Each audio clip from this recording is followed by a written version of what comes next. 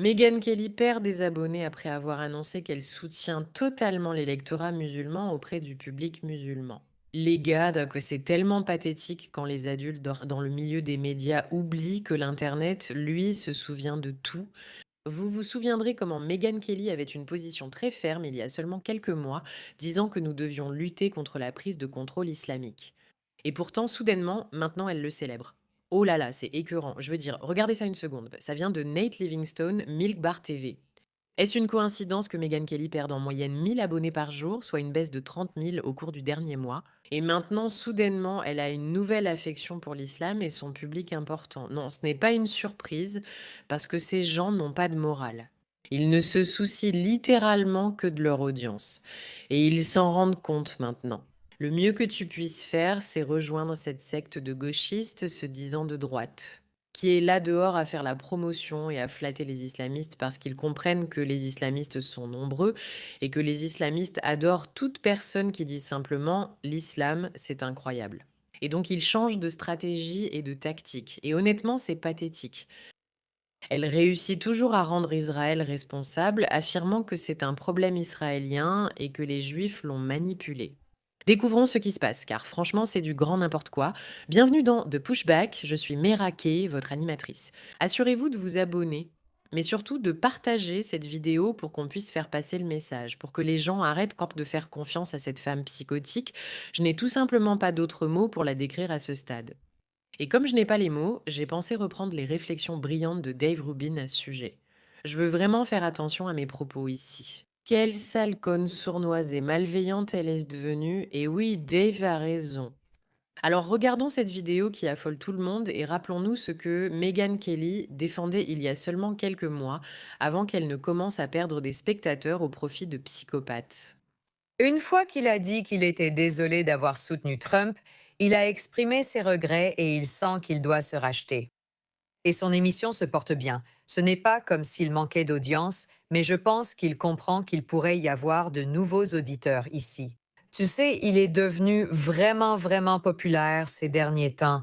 J'ai lu qu'il a gagné en popularité auprès des téléspectateurs musulmans parce qu'il défend l'islam, tu vois. Et je dois te dire, Marc, c'est quelque chose que j'ai remarqué depuis que j'ai commencé à voir plus clair sur Israël. Beaucoup de la rhétorique anti-musulmane qui circule vient de personnes qui sont très, très pro-Israël, qui ont en quelque sorte besoin qu'on diabolise les musulmans.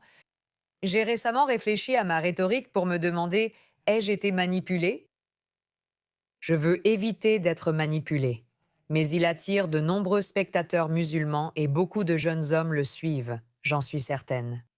Et donc, même s'il a peut-être perdu une partie du public de Fox News qui est très, très pro-Israël et, vous savez, pro-Trump, et où on ne peut rien dire sur Trump, pour chacun de ceux qui partent, il y a un autre membre du public, plus jeune et nouvellement arrivé, qui veut entendre ces discours traditionnels remis en question et découvrir de nouvelles idées indépendantes. Je veux dire, j'en fais moi-même un peu l'expérience et Tucker sûrement 10 fois plus. Ce contenu me donne littéralement envie de vomir. As-tu déjà entendu quelqu'un se montrer plus complaisant envers une vision islamique, ça? Écoute, je pense qu'on a peut-être été manipulé par le lobby pro-Israël. Quelle coïncidence que ceux qui sont rationnels et y voient clair comprennent qu'Israël n'est pas l'ennemi mais les islamistes. Ces deux choses vont ensemble et je dois revenir en arrière et revoir ma rhétorique et me dire que j'ai peut-être été manipulée. Je ne veux pas avoir été manipulée, surtout maintenant que je vois que Tucker a ce nouveau public formidable qui afflue vers lui parce qu'il est devenu un lèche-botte de l'islam. Et donc peut-être que je devrais faire ça aussi parce que je perds tout mon public. Oh, c'est tellement écœurant. Et oui, elle change d'avis sans arrêt parce que je vais vous rappeler cette superbe vidéo d'elle il y a seulement quelques mois. Oh là là, ça me rend folle, vraiment folle, folle. L'islam n'est pas compatible avec les valeurs américaines et occidentales. Il devrait rester dans des pays qui ne se soucient pas de la séparation de l'Église et de l'État. Il devrait rester dans des pays où la liberté d'expression n'est pas protégée. C'est vrai, c'est exactement ce à quoi ils devraient s'intéresser, ils devraient réfléchir à ces choses-là. Excusez-moi, c'est pourquoi je ne me suis pas acharnée contre Meghan Kelly, car je me suis dit, au moins elle voit que nous avons le même ennemi. Elle se trompe sans doute en voyant Israël comme manipulateur, mais au moins elle reconnaît un problème avec l'islam. Je vais te dire une chose. Je crois qu'à ce stade, on traverse une crise existentielle, ce qui signifie que je m'allierai avec n'importe qui, même si je ne suis pas toujours d'accord, s'ils reconnaissent le vrai problème à traiter. Je pense que cette position est légitime. On peut discuter avec quelqu'un malgré des désaccords si on partage un point commun. Et pourtant, cette femme, cette garce hypocrite, comme Dave Rubin l'a très éloquemment qualifiée, c'était sa position. Et donc, je me suis dit, oh, tu sais quoi? D'accord, très bien. Je ne l'aime pas. Je pense qu'elle a tort. Je pense qu'elle ne va pas bien, et je pense qu'elle est obsédée par le fait que les gens essaient de te la regarder. Et ça, pour moi, c'est juste triste parce que ça veut dire que tu vas abandonner ta morale. Et je n'aime regarder que les personnes dont je sais qu'elles tiennent à leurs principes et ne reculent jamais. Mais ça, où ça... Elle devrait rester dans des pays indifférents aux droits des femmes. C'est là que l'islam peut s'enraciner et se développer. C'est super. Si c'est ton truc et que la mutilation génitale ne te dérange pas, tu pourrais apprécier vivre dans un pays islamique. Si ça ne te dérange pas de vivre une vie de femme où tu dois couvrir chaque centimètre de ton corps, sauf tes yeux, alors oui, quelque part au Moyen-Orient pourrait te convenir. Ce n'est pas mon truc. Ce n'est pas le genre de l'Amérique, et ce n'est pas quelque chose que nous devrions vouloir ou encourager en Occident. Je pense qu'il comprend. D'accord. C'était en février, mars, avril. Il y a 5 mois, bah, cette femme a fait un monologue très éloquent, en disant que ce n'est pas compatible avec l'Occident. Si vous aimez la mutilation génitale, allez en Afghanistan, ne venez pas ici. Très simple, très facile.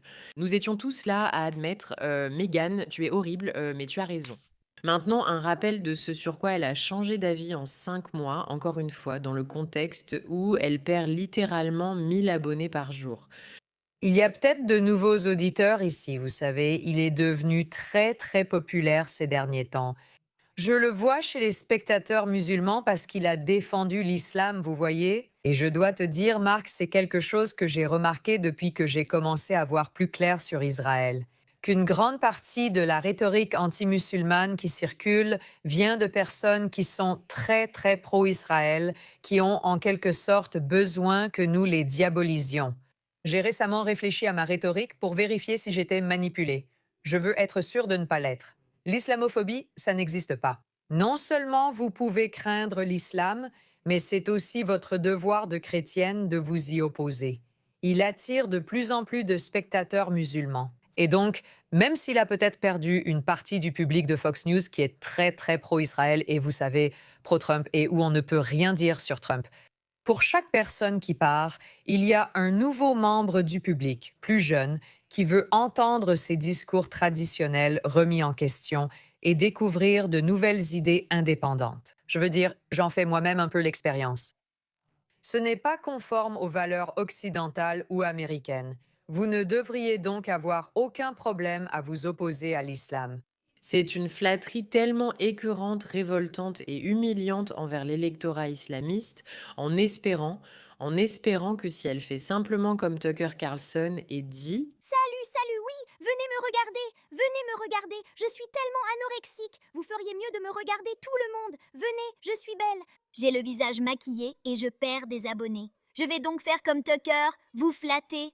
et perdre complètement mon... Position de supériorité morale. Ce qui m'a valu mes électeurs au départ. Si elle pense que ça va marcher pour elle, Meghan Kelly, il te faut un meilleur stratège, il te faut quelqu'un qui te dise la vérité.